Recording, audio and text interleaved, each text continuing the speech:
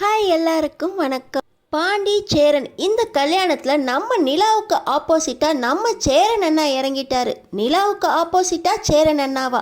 நம்ம நிலா கல்யாணத்தை நடத்துறதுக்கு நிறைய முயற்சிகள் எடுத்தா நம்ம சேரன் அண்ணா அந்த கல்யாணத்தை நிறுத்துறதுக்கு நிறைய முயற்சிகள் எடுக்கிறாரு.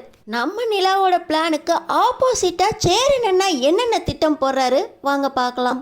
பாண்டியோட கல்யாணத்தையும் சேரன் அண்ணா கல்யாணத்தையும் ஒன்றா ஒரே மேடையிலே வச்சு நடத்தணும் அப்படின்னு நம்ம நிலாவை முடிவு பண்ணி ரெண்டு வீட்கிட்டையும் சம்மதம் வாங்குறதுக்காக போகிறாங்க.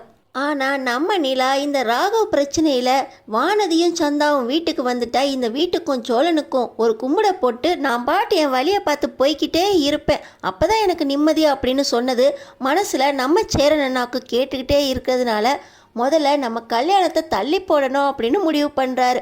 நம்ம நிலா ரெண்டு வீட்லேயும் போய் சம்மதம் வாங்க நம்ம சேரன் அண்ணா எப்படி ரெண்டு கல்யாணத்தையும் கெடுக்கிறாரு அப்படின்னு தெரிஞ்சுக்கிறதுக்கு இந்த வீடியோக்கு ஒரு லைக் மட்டும் போட்டுருங்க. மொதல் வேலையாக நம்ம நிலா ரெண்டு பேர் கல்யாணத்தையும் ஒன்றா நடத்துறதுக்காக ரெண்டு வீட்லேயும் சம்மதம் வாங்கணும் அப்படின்னு முடிவு பண்ணி சந்தா வீட்டில் சம்மதம் வாங்கணும்னா பீகாருக்கு போகணுமா அப்படிங்க.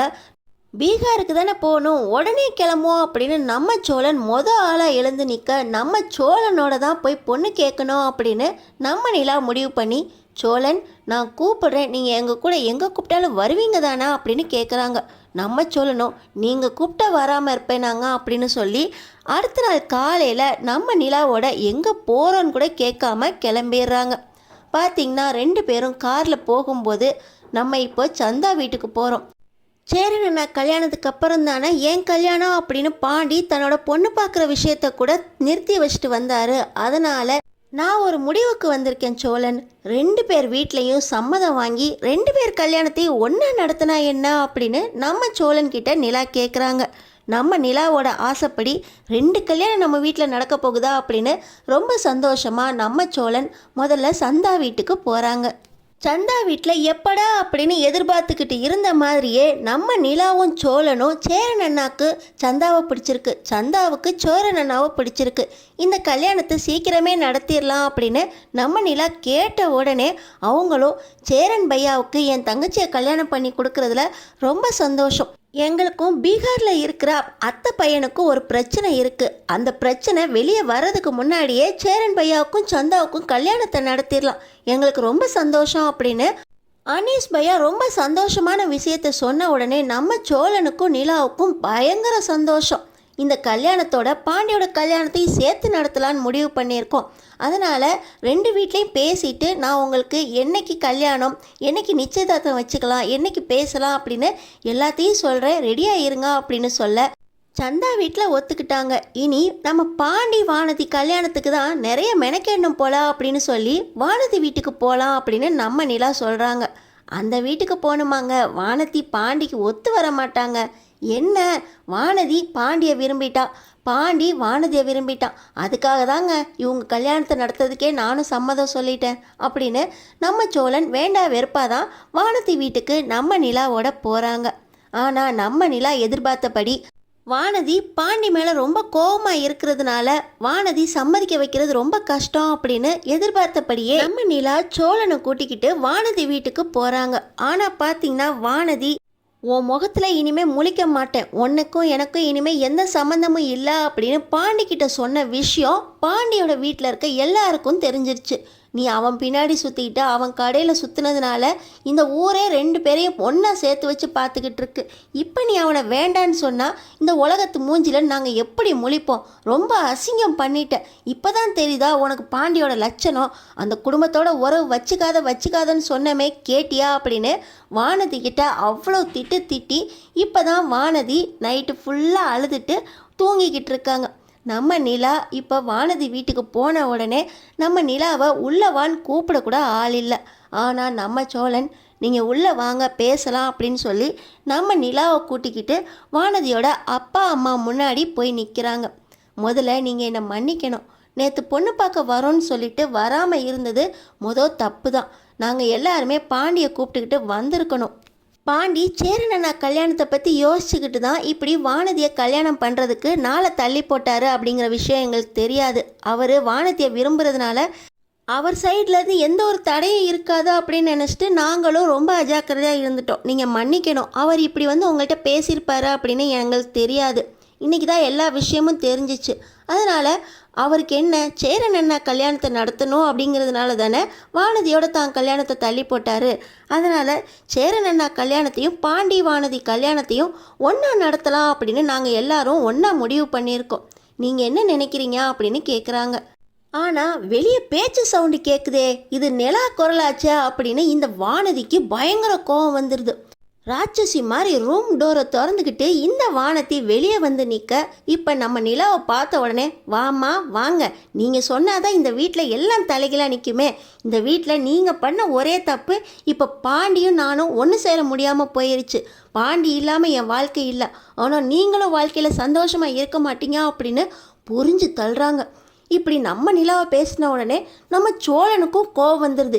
ஏய் வானதி, என்ன பேசுகிறா அப்படின்னு எந்திரிச்சு நிற்க, நம்ம நிலா சோழன் அமைதியாயிருங்க அப்படின்னு ஒரு வார்த்தை சொன்னோடனே நம்ம சோழன் அமைதியாயிடுறாரு. ஆனாலும் உள்ளுக்குள்ள பயங்கர கோவத்தோடு இருக்காரு. இப்போ என்ன பாண்டிய, நீ கல்யாணம் பண்ணிக்கிறதுல நான் தடையாக இருக்கேன் நீ நினைக்கிறியா? உங்கள் 2 பேர் கல்யாணத்தையும் சேர்த்து நடத்துறதுக்காக தான் நான் வந்திருக்கேன். பாண்டியோட ஆசைப்படி சேரன் அண்ணாக்கு கல்யாணம் ஆகணும், அவ்வளோதானே. சேரனுக்கு தான் சந்தா ரெடியாக இருக்காங்களே, அவங்க வீட்டில் கூட பேசிட்டோம், அவங்க கல்யாணத்துக்கு ஒத்துக்கிட்டாங்க. இப்போ உனக்கும் பாண்டிக்கும் தான் கல்யாணம் பண்ணுறதுக்காக உங்கள் அப்பா அம்மாட்ட பேசுகிறதுக்காக வந்திருக்கோம். கொஞ்சம் கோவப்படாத வானதி, எப்போவுமே கோவம் உடம்புக்கு நல்லதில்லை அப்படின்னு நம்ம நிலா வானதிக்கு பொறுமையாக எடுத்து சொல்லி வானதியோட அப்பா அம்மா கிட்ட, முதல்ல நீங்கள் என்னை மன்னிக்கணும், பாண்டி இப்படி பண்ணுவார்னு எங்களுக்கு தெரியாது. அதனால் பாண்டியோட கல்யாணத்தை நாங்களே முன்னாடி இருந்து 2 பேர் கல்யாணத்தையும் நடத்தலான்னு முடிவு பண்ணியிருக்கோம். எங்களோட மன்னிப்பை நீங்கள் ஏற்றுக்கிட்டு வானதியை சமாதானம் பண்ணி பாண்டியை வானதிக்கே கல்யாணம் பண்ணி கொடுக்கறதுக்கு நீங்கள் ஒத்துக்கணும். பொண்ணு தங்காத வீடு, இந்த வீட்டில் பொண்ணுங்களே இருக்க முடியாதா அப்படின்னு எங்கள் ஊரில் இந்த அய்யனார் வீட்டை ரொம்பவே தப்பாக பேசிக்கிட்டு இருக்காங்க. உங்களுக்கு தெரியாததா? அதையெல்லாம் மாற்றுறதுக்கு நான் அந்த வீட்டில் 1 வருஷம் கிட்ட இருந்துட்டேன். சோழனோட கல்யாணம் பண்ணி நான் சந்தோஷமாக தான் இருக்கேன். இந்த வீட்டில் நான் தங்கியிருக்க மாதிரி வானதியும் சந்தாவும் சந்தோஷமாக இருக்கணும்.